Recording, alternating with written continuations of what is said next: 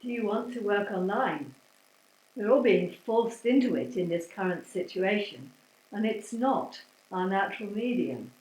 If, like me, your training course was purely hands-on, you might be wondering just how to bring about for the pupil what we need to do without your hands. And there are ways. There's a lot of tools that we need to know to online work that we might not have had during our training. And I think the first question we need to address is that online work can feel so remote. We feel that the pupil is going to feel us absent and that they're not going to then feel safe to make changes in their core behaviour, in their movement.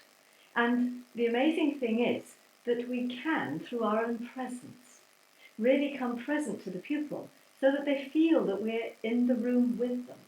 And even more remarkable, we can feel they are in the room with us. And then we know what is happening for them without our hands. We know what's happening inside them. I call this resonance.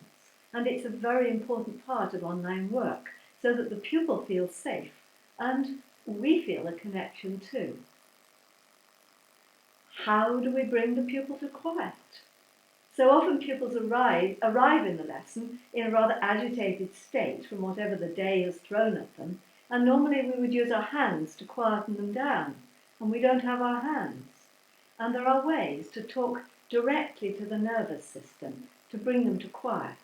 I use vision and breathing and other ways to bring their systems to quiet, because only from a place of quiet are they receptive, firstly to observe themselves, and secondly, to be receptive to going into the unknown, to allowing strange new things to happen as they move. How on earth do we get them to free their necks without our hands? And here we need functional anatomy, and I've done a lot of study of how the body actually is designed, evolved to make the natural nodding of the head and the natural squatting of the small child and so on.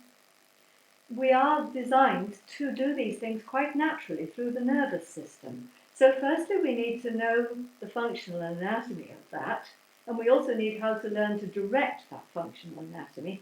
But more than that, we need to know how to access the nervous system so that it brings these things about, like a small child who doesn't have to think about going into a squat. It just happens.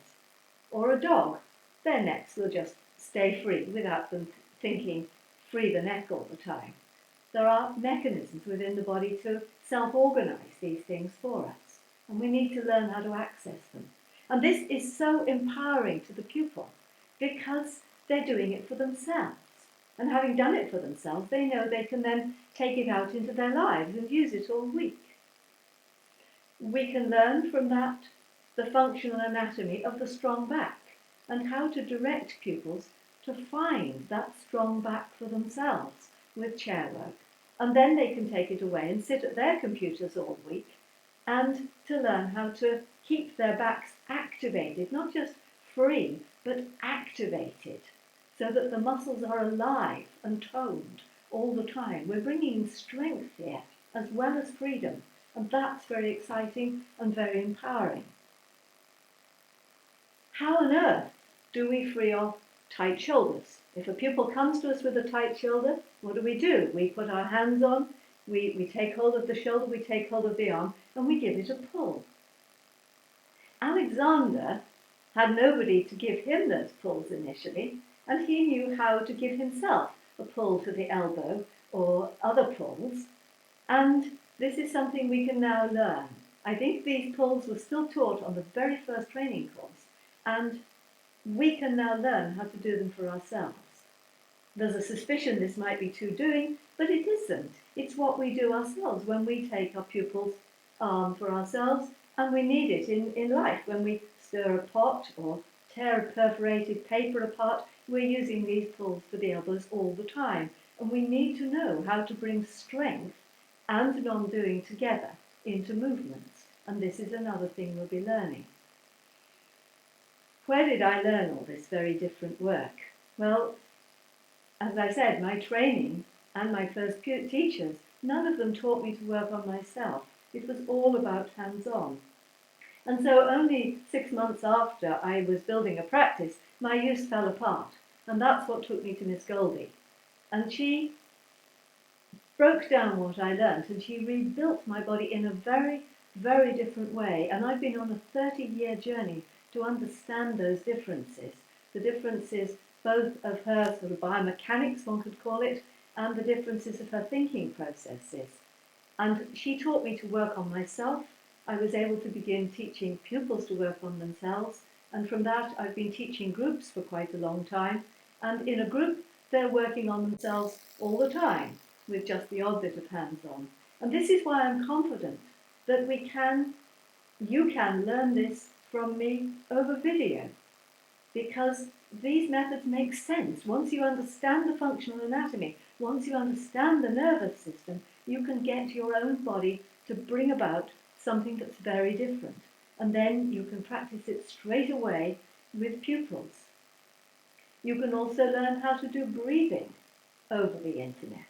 Again, it's something that we would expect to have to put hands on to feel, but we can direct the pupil to work this one out for themselves and to allow it for themselves and to experience it for themselves, because all the time we're building up the pupil's ability to observe themselves, to direct themselves, to think in activity. And isn't that just what the technique is supposed to be about?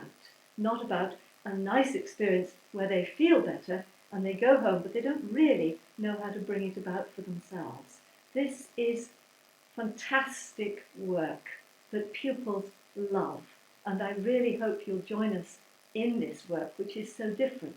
It really is the original Alexander work, repackaged, in a sense, for the 21st century with modern science that's only been available in the last 10 or 20 years, modern understandings, and it really is made to meet the needs of the modern pupil. And whether after this COVID-19 crisis is over, you stay working online, you go back to working hands-on, you work with groups, this work is appropriate for all of it. And I personally feel we need to do much more empowering the pupil to be able to do it for themselves. I do hope you'll join us in this journey.